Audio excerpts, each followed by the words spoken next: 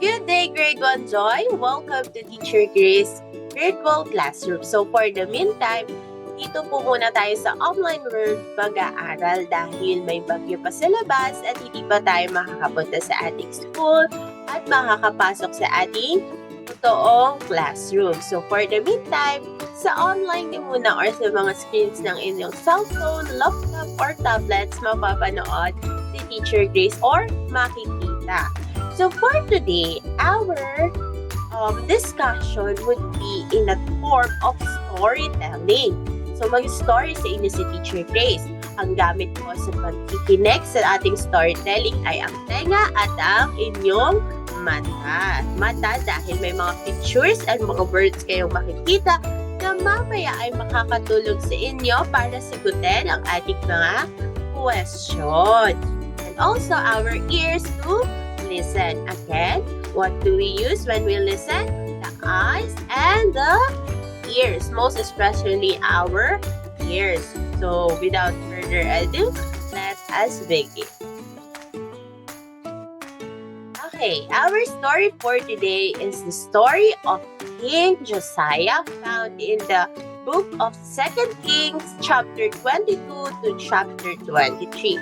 So ang ikilalanan or we will be meeting today the King Josiah. So sino kaya si King Josiah and bakit kaya siya tinawag na the Young King? Opo, tinatawag si King Josiah the Young King. So alamin na natin kung bakit siya tinawag na Young King.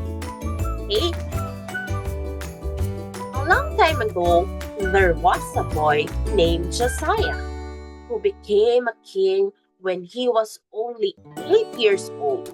Even though he was very young, Josiah loved God and wanted to do what is right.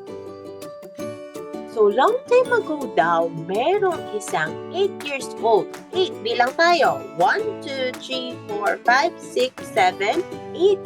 8 years old lang si Josiah nung siya ay naging king. He loved God and wanted to do what is right. Can you imagine that, children? 8 years old pa lang si Josiah, siya ay isa na king. Pero ano ba ang ginagawa ng king? Diba ang king ay leading the people. He is serving God through leading the people. Imagine that. 8 years old. Kayo, ilang taon na ba kayo? Some of you are 5, 6. Si Josiah, 8 years old. Okay. Let's continue. As he grew up, King Josiah worked hard to clean God's temple and taught the people to follow God's rule again. One day, the priest found a very special book. It was God's word, the Bible. When Josiah heard it, he was sad that the people had forgotten God. So he helped everyone worship God again. So Josiah grew up or lumalaki daw po si Josiah and he worked hard to clean up God's temple. Ang God's temple po noon ay ang tinatawag natin church. Okay. And he taught the people to follow God's rule again. Habang nililinis na Josiah yung temple or ang church ni God, ay tinuturuan niya din, kagaya na nakikita niyo sa pictures, ang mga tao to follow God's rule again. Or mag-follow ulit, or maging obedient ulit kay God and sa mga laws niya. One day, meron daw nahanap yung mga priest. Ano po ba yung mga priest? Sila po yung naglilid sa atin sa simbahan. Or it could be pastor in our modern times. Found a very special book. Ano kaya yung special book na nahanap nila? Tingnan niyo yung hawak ni Josiah. The Bible. Ano po ba ang laman ng Bible? Di ba pinag-usapan natin last time na ang laman ng Bible ay ang love letter ni God or the God's Word. So, nung narinig daw to ni Josiah na nakahanap ng Bible ang mga tao, sinabi niya na kailangan sundin natin ang nakasulat Tinulungan ni Josiah na makilala ulit ng mga tao si God and mag-worship ulit sila. Kasi that time, ang wina-worship ng mga tao ay ang mga idols, diba? Sabi po sa commandments, bawal daw tayo mag-worship ng idols. Dapat si God lang. Kaya tinulungan sila ni Josiah and sabi niya, we must obey the law of God, at pinakita at pinangaral niya sa kanila ang Bible. Josiah used the Bible to teach God's word and to remind people that we need to worship God alone. Not our idols, not the money, not the stones, not the animals, but the law of God or God alone. Sino po ulit ang i-worship? Si God. Very good. Ano po ang love letter ni God sa atin or ang special book? The Bible. Very good. Grade 1, Joy. And next, King Josiah was a good king who loved and obeyed God with all his heart. Josiah reigned as a king in Jerusalem for 31 years. He showed that even young people can do big things for God.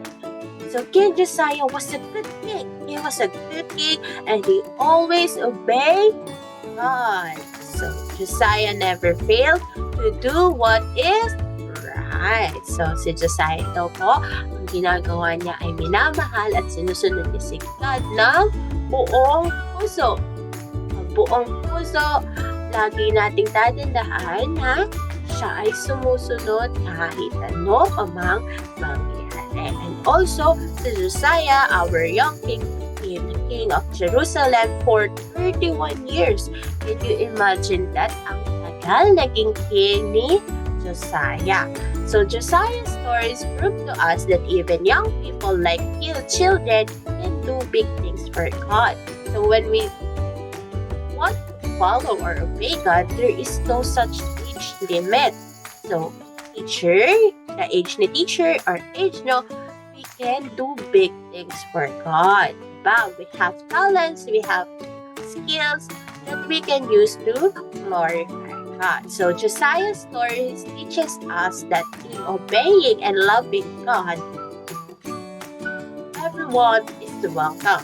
Even you little children, you are welcome to obey and do great things for God. Imagine, di ba, si Josiah, 8 years old lang siya, naging king dahil sa kanyang pagsunod at pag-obey sa law or mga word of God. So, Josiah's stories remind us that even we are young children or you as a young children, you can do a lot of things as long as you are trusting God. Kapag naniniwala tayo kay God at nag-pray tayo, naku, marami tayong magagawang big things. You might be small as children, but God can do great things in your life. So that would be all for our story for today. And thank you! So ngayon naman, titingnan ni Teacher Grace kung nakinig kayo. So we will be having our processing questions. These processing questions are for you to answer. Okay, we have 5 questions. First one, what is the title of our Bible story for today? Number 2, what is the name of the king in the story?